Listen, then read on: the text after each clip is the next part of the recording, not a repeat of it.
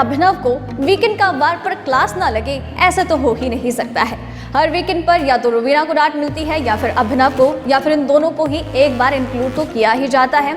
और इस बार तो सलमान खान ने उनके रिश्ते पर वार किया और कहा कि किस तरीके की सिचुएशन क्रिएट हो रही है। एक फैन ने अभिनव से कहा कि आप हमारे फेवरेट हैं, हम आपके फैन हैं और बस यही चाहते हैं कि घर में जो भी आपको टारगेट करे उसे सही से और तरीके से जवाब दिया करो।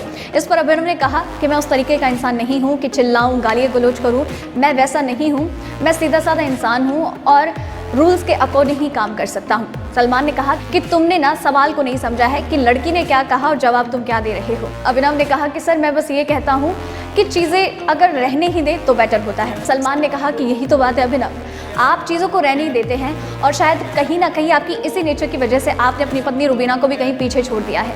पहले मैंने आपको कहा था कि बी द हस्बैंड, मैंने ये नहीं कहा था कि डोमिनेटिंग हस्बैंड बन जाए। जब भी आप कुछ गलत करते हैं, जिन भी चीज़ों के लिए आपने पहले रुबीना को डांटा था, बातें कहते थे, अब वही चीज़ें आप कर रहे हैं, बल्कि वर्स्ट लेवल पर कर रहे हैं। आपको ये नहीं करना चाहिए।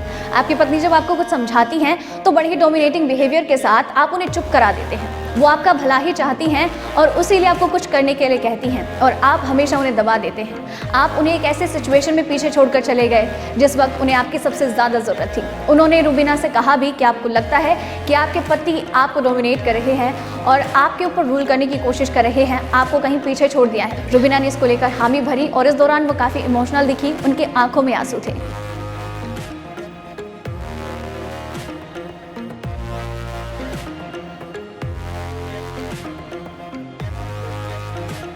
बिग बॉस सीजन 14 से जुड़ी हर एक अपडेट, हर एक खबर कटलेस, अनसीन, अनदेखा सबसे पहले जानने के लिए चैनल के साथ बने रहिए। चैनल को सब्सक्राइब कर लीजिए। धन्यवाद।